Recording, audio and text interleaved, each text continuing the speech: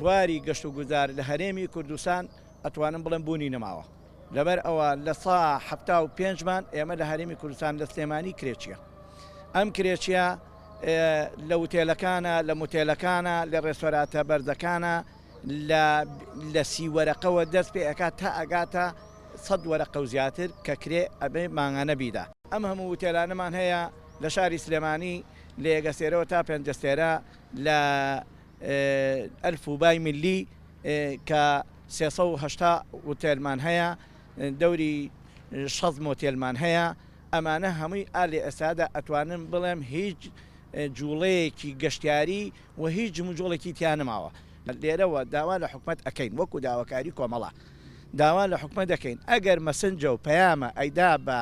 کەرتی گەشت و گوزار کە بوونی نەمێنێ و بڕوات ئەوە بە ئێمە لەمە زیاتر سەرگەردان نەبین لەمە زیاتر ماڵکاول نەبین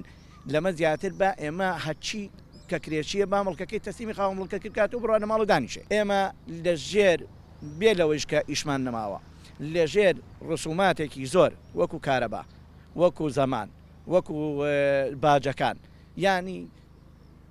تا ئەم دقەیە ئێمە لە سەرمان ماڵە ماغانێژە بێ بگەین